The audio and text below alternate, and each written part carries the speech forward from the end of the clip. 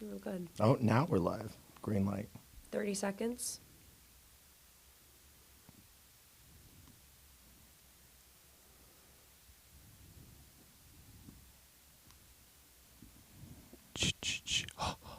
Okay, we're good.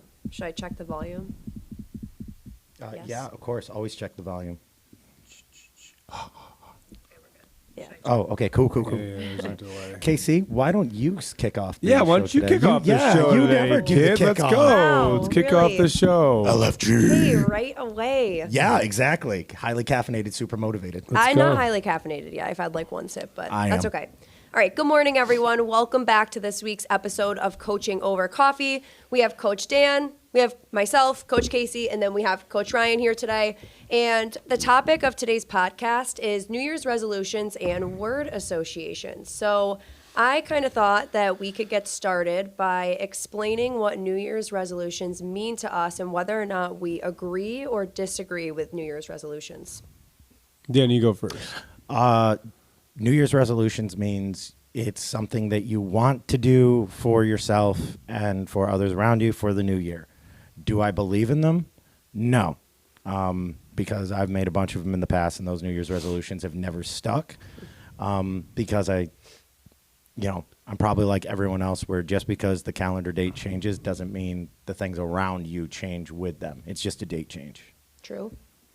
My Although- opinion. I would agree with that. I also say like it's not powerful enough. That's why it doesn't stick for people. So the things that we want to change, we don't change our habits. We change the outcome. I think like, hey, reading a book a week, sometimes if you don't change as a person, then you just have useless knowledge as a human rather than applying what you're supposed to learn. So I think resolutions, if they're powerful enough for you, they'll stick. But if not, then I think they're just, I think they're confidence busters. So I think when people don't hit these resolutions, next New Year's resolution, what do? Oh, I'll do it next year. Yeah. But they always kind of like, I failed last year. Like, I shouldn't set the bar so high this year. Yeah. Maybe I'll just try to lose 5 pounds this month instead of 50. Yeah. So I think, they don't always work. Okay. And we'll dive deeper into that because I have some insight on that too. So what do Okay, you me think? too. I think that they equate to goals, and obviously none of us here disagree with goals, but I don't like the idea that we start the new year and motivation is at like an all-time high, but that doesn't last very long. So like we just talked about, like the motivation wears off and there's no discipline, so the goals are a waste more often than not. Why do you think the motivation is so high on January 1st? What makes that I different think than any other day we as a of the year? society like put a lot of pressure on like New Year. Like how often do you hear like New Year, new me? Well, it's like fresh start. Yes. You know, that year is gone. I mean, we can't feel the difference between December 1st or 31st and July 1st. Yeah. You know, so it's just a calendar thing, Yeah. like you said. It's just a time frame. But I guess it's a marketable thing for people to do too. Yep. Yeah. You know? And I mean, New Year's resolutions and their failure have been a thing forever, even before. Like, I think of social media and like everyone's doing the posts and like all the stuff and trying to manifest. It's like, this has been going on forever. I think, in my opinion, social media just like amplified that. And, for me, my thought is that you would think that social media would be a tool to make you more accountable. And instead, I think you just, oh, well, that person wasn't able to do it. So, I don't feel You so can make bad yourself look like you're doing it even if you're not. either. That is true. Ooh, yeah, I think Yeah. so on social media. Yep. It's like the orange peel is calloused around the orange to protect it because no one actually wants to see who they really are. Very true. Just like a mustache over the top of a lip, we don't actually know who we are. We're just gonna. It was an act. I'll shave it today. It was an accident. It was an experiment. Now it's over with. It looks like a caterpillar. I feel I said like someone called me Farva from Super Troopers. I was like, all right, we're done. Yeah, We're done. That's a good one. What else do you have on New Year's resolutions? Why do you think they don't stick? You know, like why do we have all these outlandish goals? I use the word outlandish because somebody threw that at me before, and I hate that word. Why? Who's its determination to say if it's outlandish or not? It's in my determination. If I True. want to do something, if I want to go run 50 miles one day, you can't say that's outlandish to No. me. You should be supportive of people. True. I think we think too big. So like when people hit New Year's, like we said, motivation's at an all-time high. So they set probably very unrealistic goals. And then when they don't achieve those goals in 2 to 4 weeks, it's like they're ashamed or disappointed or let down, and then they just give up. Yeah. I think we make empty promises to ourselves. Yep. No accountability. Yeah, I think like we say that we're going to do a diet, somebody catches us on like cheating and eating chicken wings, and then you feel discouraged, let down, dejected. Then you make an empty promise and say, hey, I'll start on Monday, but I'm not going to tell anybody. Then you don't have any accountability from your friends or family. Then it just kind of goes to the wayside. Yeah. And not just that, but I think that also we, because we see a new year, we think 365 days, and we think, oh, I have all of this time to achieve that goal. But maybe the goal wasn't weight loss necessarily. Maybe the goal was like a new job, or maybe, fill in the blank here. And I think what happens is that we make this outlandish or giant goal thinking we have all this time. And then next thing you know, you blink and it is July 1st or it is September. And it's like, or for some people, it's, February 18th. Like literally it disappears that quickly. Yeah. And I think that the reason why is you see a giant chunk of time, but really it's not a giant chunk of time. Why aren't we more present? I think you said it last week, be still. Be present. Slow down. Slow down. Yeah, exactly. Stop thinking about next month or your trip in July that you have to get in shape for. Yeah. When you just maximize today. Yeah. Do your best today, because you can't change last year. You can't change next month. So why don't you just focus on today? Yeah. And don't beat yourself up. I think that's what people do. I wasn't perfect, right? I didn't go to the gym today. I didn't do this as best as I could today, but I'm going to beat myself up. And I think that becomes some sort of anchor for people too. Yeah, like a domino effect. It's Yeah. like they do it once and then they're like, well, I already did it once, so. And that becomes habits too. So just like the good things, the bad things become habits. Hey, not going to the gym 5 days in a week or 1 day a week turns into 2, turns into 3, turns into 4, turns into I quit. Yep. Yeah, I think your environment has a lot to do with it. Like if your environment's not conducive with your goals, then it's going to be really difficult to reach those goals. Identify that. So I guess, in terms of fitness, it's like if you're someone that is unmotivated, maybe overweight, wants to get into the gym and it's the new year, like they're ready to start, but they live in a household full of people who are also overweight but don't have that same desire.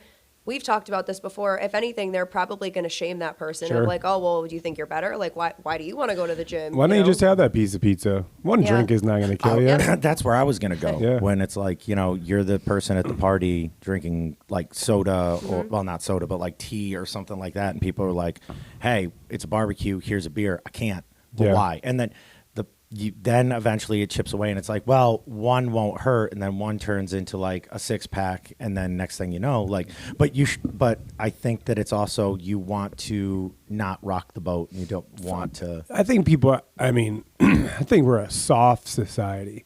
Yes. Just put it out there. Like, we're really, really soft. Like, we're going to let so many people discourage us. We're going to let so many people tell us that we can or can't do something. Like, if you really, really, really, really, really, really, really, really, really want something, then I think you'll do it.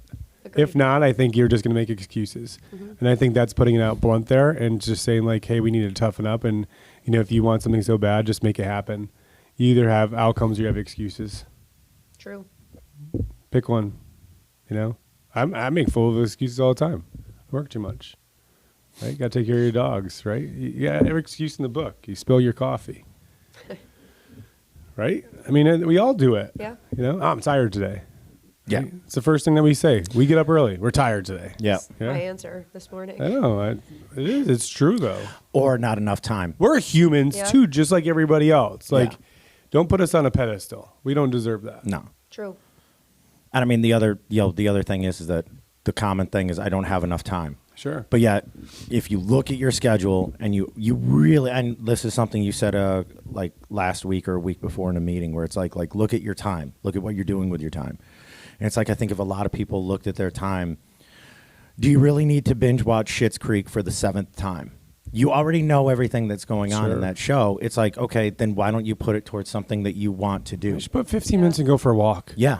Put in a pair of headphones by yourself. Be present. Be still. Yeah. Slow down. Go for a walk. Movement's medicine. How many people just don't move? right? A Go lot. clean your house. Do Yeah. shit like that instead of sitting on the couch. Like that's one of the worst things. Everybody says to me like, "Hey, did you watch that show? You see this? You see this? Yeah. You see it?" I'm like, I don't watch TV. Don't have enough. The funny part I don't is prioritize my time. I'll never say I have enough time. I will say I don't prioritize my time enough to do this. So for me, especially like you mentioned the TV, that one hits because people will suggest new stuff for me to watch, and it's like by the time I get a chance to sit down in my chair, it's 8:30, 9 o'clock at night, and it's like I have to get prepped for the next day. Yeah. And on the weekends is where I do my catch up or I hang out with my kid. Yeah, I get it. Same boat. Yeah. So what's the advice that we give for people for New Year's resolution before we go into word association? I'll go. I think start small. I've said that before. Yeah. Like instead of setting crazy outlandish goals like you said that maybe you're going to achieve over the course of 365 days, start small. So maybe it's like a 2 to 4 week goal instead. Yeah. I'll piggyback off of that. Don't just make one super goal. Break down a couple of goals that you would like to hit through the year and make yourself accountable to it. Say by this date I want to do this, and then really put a lot. I can't remember who I heard this from, where it's like set a goal and then write all the things you think it would take to get to that goal, and then triple it because of all the shit that's going to happen that could potentially happen on the way to that goal that you didn't already take into account for. I'll piggyback off that. I think of like, let's just say New Year's resolution, weight loss is the number one thing. Pick one facet that it's going to take you to get to that goal. So let's just say, hey, the first week I want to walk a mile every single day and then accomplish that. Mm-hmm. Build your confidence. Next week, hey, I want to drink 84 ounces of water. Knock that out. Hey, next week, so my confidence is still on the all-time high. Now I'm going to go and say, hey, I'm going to eat a structured meal plan. Mm-hmm. Number 3, hey, I'm going to join a gym. Yep. I don't have to put it in that order, but give yourself those little small steps to build confidence so that way you can do it. Rather than saying meal plan, gym, work out 5 days a week, water, read a book, journal, Yeah. all that becomes too overwhelming for people Agreed. and they get discouraged. Especially considering if you have lived a stagnant life, jumping right into 5 days a week might hurt. And then you feel pain and then you get discouraged. And then it's like, Pain is growth. yep. Yep. Pain is growth. Physical pain, emotional pain, spiritual pain, life pain is growth. We can't shun ourselves from it all. No. We're gonna experience it. I actually saw the things that cause the most stress in people, like the top 5. Number 1 is death of a spouse. Number 2 is divorce. Number 3 is death of a family member. Number 4 is loss of a job. So think about all those things that happen in our day-to-day life. New Year's resolution is not going to change any of that. Yeah, true. So cool. Okay, let's play word association. Okay. I like it. We're gonna. She's got. words. Okay, I got notes too. Let's Here we go. go. I came in ready to shoot from there. Let's do it. Okay, since we were on the topic of growth, let's do the word failure. So what does failure mean to you? It's a necessity. I think you have to fail. I think society puts a bad rap in it. I think they look at it as a negative. I think it's the most positive thing that you could ever grow through. Agreed. What you go through, you grow through. I'll leave that. Dan? Everything. Because Okay. for me, Winning is everything. Dan. winning is everything, but for me, failure is everything too. Because failure is success training. Failure is a sign that you show that you tried. Yeah, Yeah. failure. Right? Yeah, like WD-40. That was the 40th attempt to make that product. I know it sounds weird, but Thomas Edison took 10,000. $9.99, yeah. Yeah, like you think of all these things. It's like, KFC, same thing. Colonel Sanders had his recipe out there for I think it's almost 1,000 times before he got rejected. Yeah. Every single time he got one recipe. so think about all that. It's like if those people quit, we wouldn't have the light bulb. Well, I mean, maybe, but we wouldn't have some of the stuff that we have today. It's like, and also in your personal life, just because you didn't get this particular job doesn't mean this was the job that you were meant to have. Sure. You learned from it. Like a bad job interview, guess what? That wasn't failure. That was, hey, what do I do better for the next job It interview? taught you. Exactly. Case, what does it mean to you? It's changed a lot from even last year to this year. I used to think failure was not an option, whereas now, like you said, it's a necessity. I said it yesterday to Craig. I said, without failure, there's no growth. So like you can't grow unless there's room for you to fail. Where did that light switch come on for you, though? So if you experienced it, how do other people, find that switch? Yeah, I honestly can't pinpoint like when the turning point was, but I think environment had a lot to do with it. So I went from being in like a very negative environment, surrounded by people for 8 hours a day that hated their jobs. And obviously all teachers know it's like a very stressful work environment. Versus like I would come here after work and I felt like it was a breath of fresh air, and I'm surrounded by an entire community of people that think positively, and also like I feel like you guys showed me that it's okay to fail and it's not a bad thing. Like that is how you learn and grow. Yeah. So I want you to fail like so much, everybody. Yeah. Like you're gonna mess up. You're gonna make mistakes. Like you can magnify them, and that's how you show that you learn. Yeah. But we can't just pat you guys all on the butt and say like, "Hey, great job" every single day. That's not fair. Participation award. Yeah, we all Everybody get gets it. one now. I got one. Okay. What's the difference between joy and happy? What's the definition of happiness? We all have our own. I have insight, I feel like, on it that I took notes on. Did you? Yep. Want me to go? Sure. Yeah. I think happiness is the result if something happens. I'll be happy if I get this job. I'll be happy when this happens. I'll be happy if I lose 20 pounds. I think if you look at the word joy, the word enjoyment is going through the process to become happy. Like I enjoy the process of becoming healthy. I enjoy working out, eating clean. I enjoy all that. So I enjoy the process, not the result of it all. Yeah. Joy is like being, I guess, whereas like you said, joy is the happiness verb. Yes. And happiness is the result. But I don't think we'll always, and this is personal for me, I always thought like, hey, if I have a really big business or if I have a really nice car, a big house or something like that, then I'll be happy. Mm-hmm. And I don't think those things are ever there, because I think the most blissful happy times or joyful times are when I was actually like in the hustle. I enjoyed painting this place for 30 something hours. Like I love that. Mm-hmm. I loved seeing a project start and then seeing the end all of it all, right? I love taking a person and being them, 300 pounds and getting them to 220. Mm-hmm. I love that process. So I think that's where I get joy out of, but I think happiness is a external response of it all. Agreed. Any insight? Anybody? Well, the funny part about it is the first thing that was coming to my mind when we were doing that comparison was my kid, in the fact I'm happy if he puts his clothes in the laundry basket for me to wash. Yes. If. But that's the act. That's the act. end of it all. Here's the thing. I felt unbelievable joy when I found out he was on the honor roll, because I knew how long it took for him to get to a position where my kid could be on the honor roll, and I could not have been a more prouder person. But the thing is it's like, for me, the laundry is so small, but yet that struggle to get to the honor roll and to be in a spot where he can emotionally do it was like, dude, that's the biggest thing. Mm-hmm. Like, for me, it's happiness is small, joy is big. Yeah.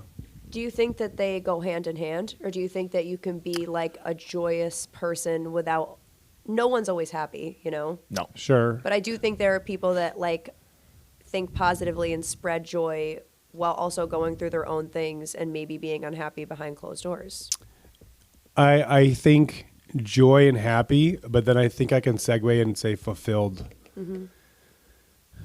Because I think you can be happy but not be fulfilled in a space where something is lacking. You're not feeling complete in something, whether it's career, relationship, friends, fitness, health, whatever. Mm-hmm. So I think there's a big delineation between the three of them. And I think those words in the mental health space now are being more prevalent. Yep. Like, hey, mental health day. Like, hey, joy, be happy. The Calm app. I don't think people actually search for their purpose, though. Yes. I think they kind of go through the motions of life. And then, like you said, hey, 3 years go by, a blink of an eye. Yeah. I hope I can retire soon, those type of things. So I think Really, people should figure out what's going to make them fulfilled, what's going to fill their bucket. You're up.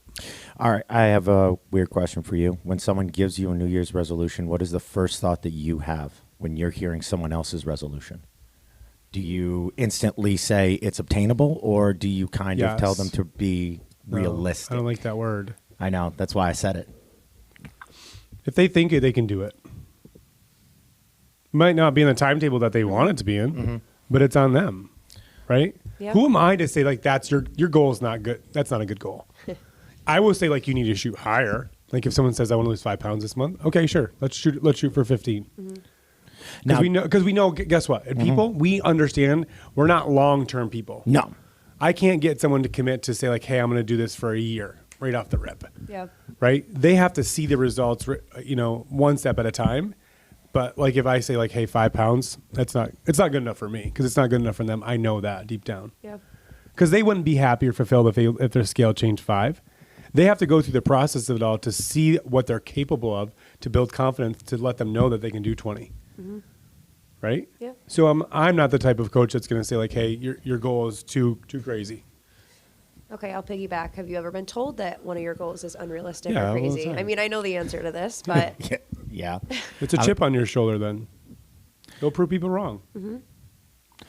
And when I hear us being positive about that with people, that's great. I think about the fact that some people don't have anyone in their corner, and you might be the only person in their corner that genuinely believes that, okay, I want to go to college and get this degree, or I want to shoot for this job, or I want this vehicle, or I want to lose 20 pounds for this. It's like that for me, like, is kind of like heartstrings, where you might be the only person in that person's corner that genuinely believes that they could achieve that stuff. I don't think so. I think people as humans naturally are nurturers. Okay. We want people to be successful. We don't want people to get hurt. Like I always say, like car accident, you're going to stop. Yeah. Right? That's our nature. We want to make sure people are okay. I think how we present it is a different story. If I'm a spouse and my girlfriend, wife, or whoever wants to get in shape and wants to go to the gym, and I'm the type of person that says, no, you can't do that, that's on me. Yeah. Right? Why she's doing it, if she came down and peeled back the onion layer and said, like, listen, I'm really unhappy. I'm super self-conscious. I have anxiety. You can see my hair. I'm losing my hair. All this stuff. And she depicted the reason why, and it's not a threat to that person. I think how we posture it is different, and I think people will be more accepting and supportive that way rather than just saying I want to lose 25 pounds because I want to be nice in a bikini for vacation. Yeah. True, not true? What do you think? True. Yeah? Yeah. I just think it's how it's postured, I think, is going to be the better reason. Yeah. You're up next. For a word? Yeah. I have 2 good ones next. Discipline. Woo. It's the cure-all. I think it's the number one thing you need to be successful at anything. Agreed. Somebody said it to me, like, congratulations, 9 years the other day. Yeah. Yesterday. Awesome. And I said, for me, it's not a big accomplishment. I think the one thing I'm most proud of is I just showed up every single day. I was disciplined enough to come in on the days where I didn't want to. That's it. And I say it to you guys all the time, like, you're sick, you got a mustache. Oof. Just show up. Yeah. Just show up. That was probably really hard for you when you looked in the mirror this morning. Yes, it was. Thanks. You almost look like Alvin and the Chipmunks' father, maybe. Dave. Maybe. Yeah, I feel like I yep. kind of see it a little bit. I could see it too. He looks like a lot of things. Yeah. I'm not gonna say it on live. Like I've seen him on a milk carton. Yeah.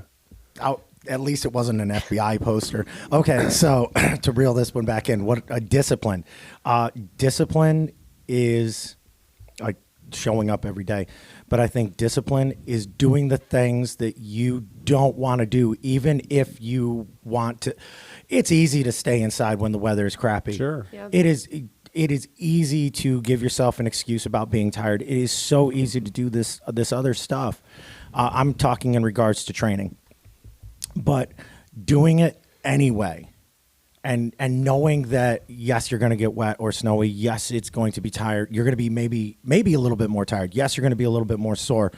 To me, that is the discipline, because the goal that you're trying to achieve means more than your feelings right now. What's seasonal depression? Yeah. Or product of our outside environment. What do you think discipline is? Ignoring current pleasures for a greater outcome. Geez, what's up, Webster? I did research. Okay, good. So I can't take credit, but I don't know how to say that It's so source, true, but though. It is, yeah. And there are going to be people, like we said, that try to like steer you off of that path. So you have to have the discipline and the courage to say like, no, this is what I want, and just. But that's a word that I think no one ever uses too, is courage. Courage to fail, courage to get picked on, courage to be an outsider, an outlier, courage to, to actually see what your potential is. How many people go through life and open up heaven's gates and be like, listen, you were supposed to do this, like Goggins says. Hey, here's a laundry list of the things that I had written down for you. This is what you were supposed to do. You go up with your resume, and what do you have? Not even a quarter of that stuff. Yeah. You just worked a job, and that was it. You were a parent. You were supposed to do this for community service. You were supposed to do this for win this award. I guess for me, I don't want to ever have untapped potential. Yeah, for sure. I would rather figure out, hey, I tried that. I wasn't good at that. What's the difference between faith and fear? Ooh, wow. Listen, I was 2 hours in a car yesterday. There and back. So I did my shit. Jesus Christ. They're both a belief, I think. Okay. Obviously, I think fear and failure like get categorized together because we think that fear is like a negative thing. Sure. I mean, depending on the circumstances, obviously, but if we're talking about in terms of just like life and wellness and self-growth, I don't think that fear is a bad thing, because then when or if you overcome a fear, you'll look back and I think be very proud of yourself. What comes more natural? Fear. Fear. Fear. Yeah. Oh, yeah. Like, hey, fear is like weeds. I heard that the other day. they sprout up They through just concrete. spread. Yeah. They just come up. Yeah. Right? It's just there. Fear is always going to happen to you. What takes work? Having faith in yourself. Yeah.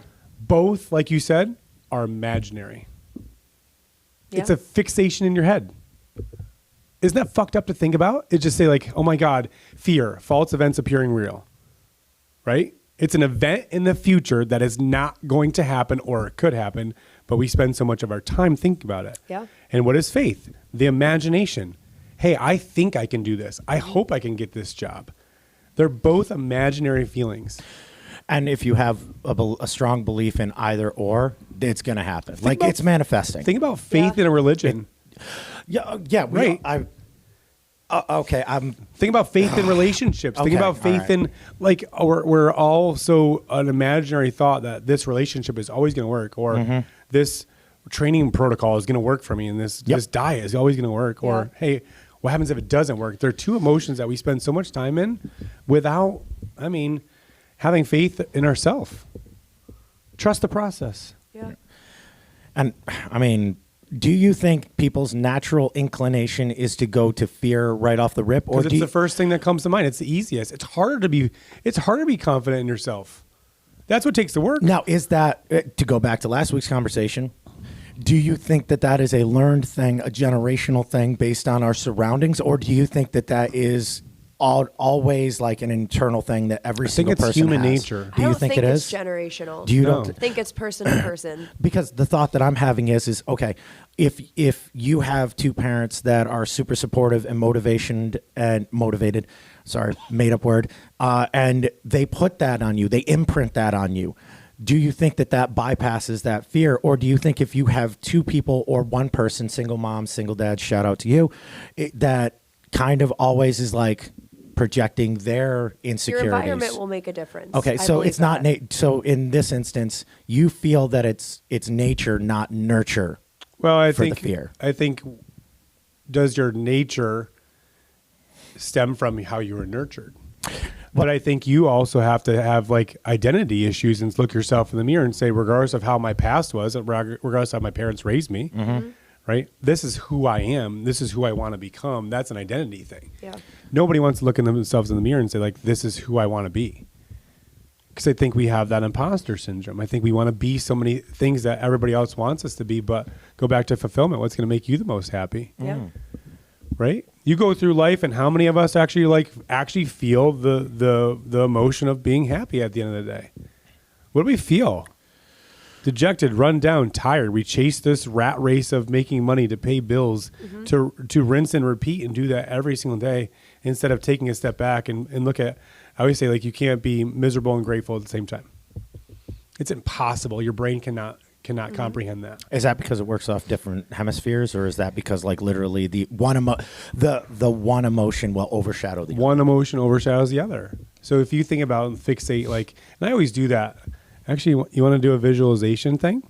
Yeah. Yeah, do me a favor. You stand up, take your headphones off. Okay. Watch this. This is the trick that I learned. Okay, cool. Stand all the way up. Now listen, I want you to put your arm out straight. Good. And I want you to rotate the back of your hand and go as far as you can, and then just stop and hold it. So rotate and go like this. Yep. Yeah. Yep. Go as far as you can. Turn your body. Look to see where you stop. Look. Got it right there? You see the spot where you stopped? Yes. Good. Come back. Ready? I want you to put your arm out straight, and I want you to trust me here. Close your eyes. Do not open your eyes. Okay? You are not going to move, but in your brain, you're going to do this. I want you to rotate and turn your body as far as you can, and you twist. And then you come back. All right? I want you to feel this in your brain. And I want you to do it again, and I want you to almost bring your hand all the way over to me.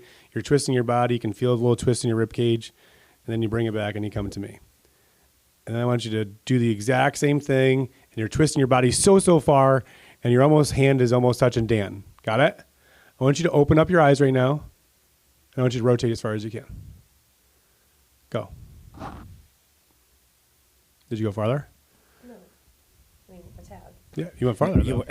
It's a visualization thing of it, and they did actually a study with this, and I heard this years ago. Okay. They took basketball players, right? And they had what makes somebody clutch at the end of the game. Right? What gives them that ice cold, that mentality? So they took a group of athletes, they shot baskets. So a group shot it with a ball, a group did it just form shooting without a ball, and then a group did it with their brain.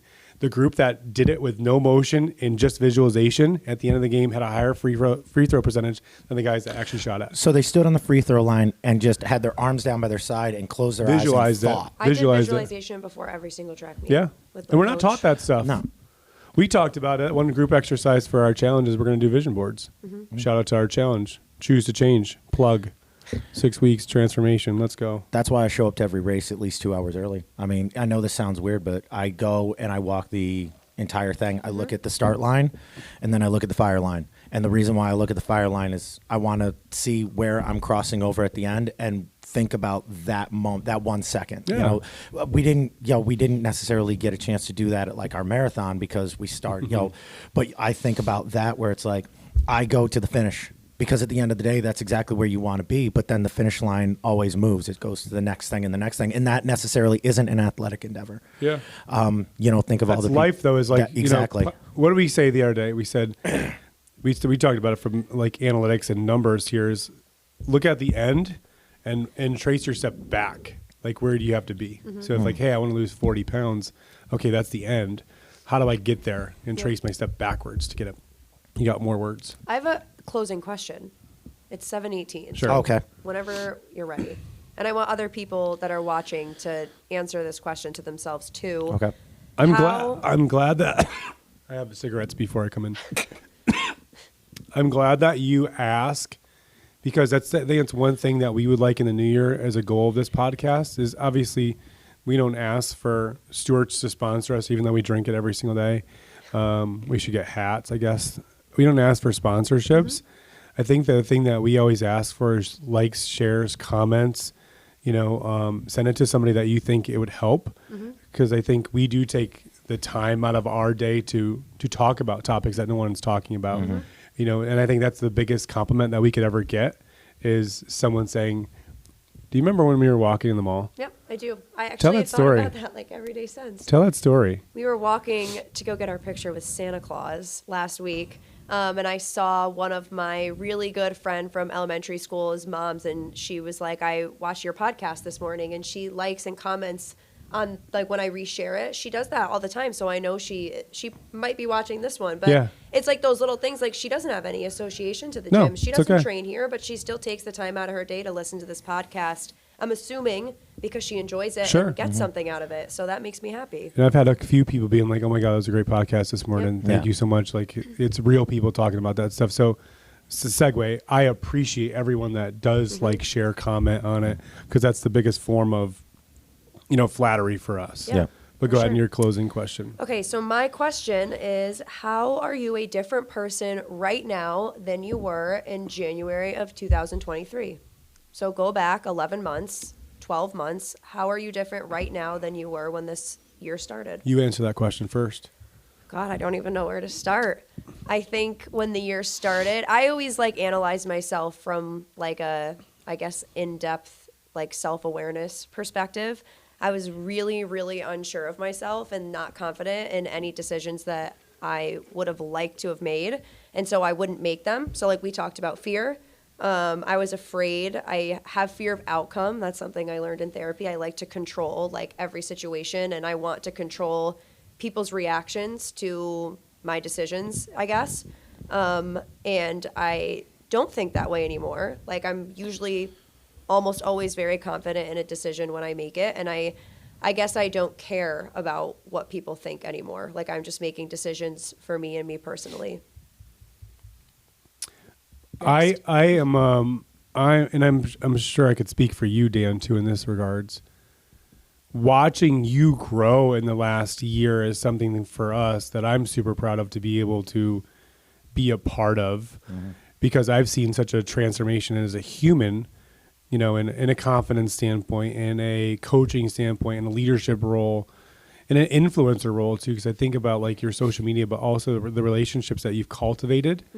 I think something I'm proud of you for, because it has taken a lot of work.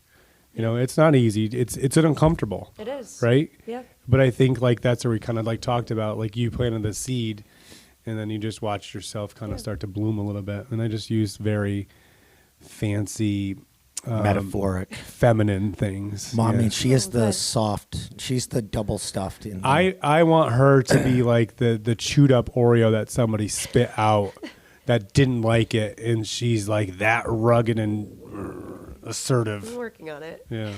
That's the next one. So you're a chewed up Oreo. Let's go. That's Not your yet. life. Yeah. Wow. How am I different Yeah. than I was? Okay. First off, I would like to believe in some ways my confidence in this job has grown, especially considering that this time last year I was prepping to leave my full-time job, make this the full-time. The other thing is that I think over this year I have realized, and wow, this is going to go deep. I wear too many First time. I wear too many hats and too many masks. Yeah, we had that nice talk. Yeah, I wear too many hats and I wear too many masks, and I try and be way too much for way too many people. And I think that over the last year, it has come to that realization. And I also have realized over the last year, I put way too much blame on myself for things that I had no control over. And I can't control the outcome of everything. I can, however, control my reaction to those outcomes. Yep. And I think that over the last year, that's really become my new focal point. And I think in 2024, that's my journey. Is how do I finally take all of that off and live without all that weight? And it's not easy. It's not easy at all. And I think that people can listen to that and kind of go, whoa. But yeah. Yeah. I have a quote that I think would hit home for you, and I'm trying to find it right now. It's the man who, I can't find it, the man who is a friend to everyone is an enemy to himself. Wow. That's deep. Yeah. But again, that transformation, I think that identity shift for you, I think is something that we've witnessed and seen. You have a huge backpack of everyone's shit that you try to take on.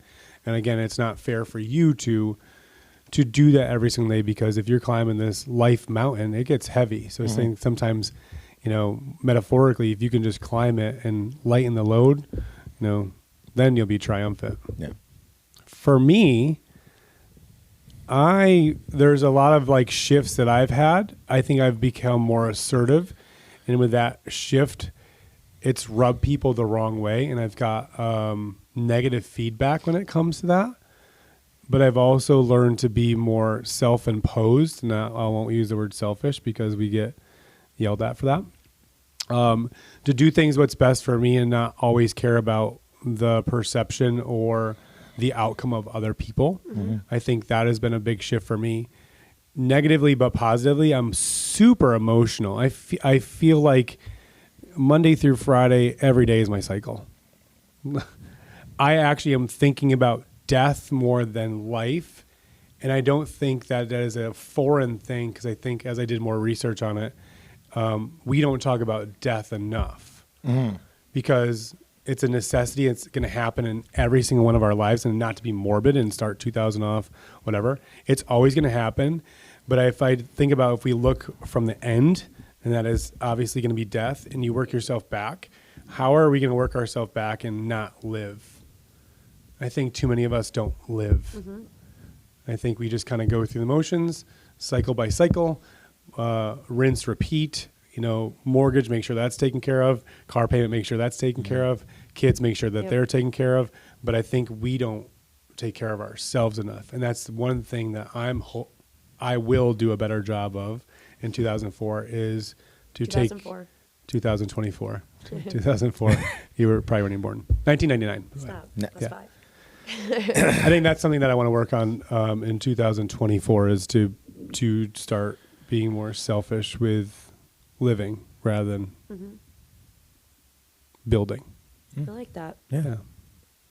Okay, I'm going to send them off with, it's not a question, more of a challenge, I guess. Okay. I feel like what I didn't mention when I answered the question is that I also learned how to take certain circumstances or situations that I've experienced in my lifetime, and I've learned through therapy to shift my mentality from why did these things happen to me to like, how can I take these things and turn it into a lesson?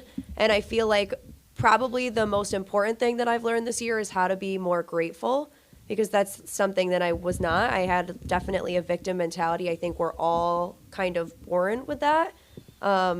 So I think that my challenge for anyone that is listening would be to take a step back and look at the things that have happened to you in your lifetime and just try to focus on shifting your mentality from like, oh, these are really terrible things, like they keep happening, it just gets worse and worse and worse, and try to look at them as more of a lesson and how you can learn and shift from those things and just learn how to be more grateful.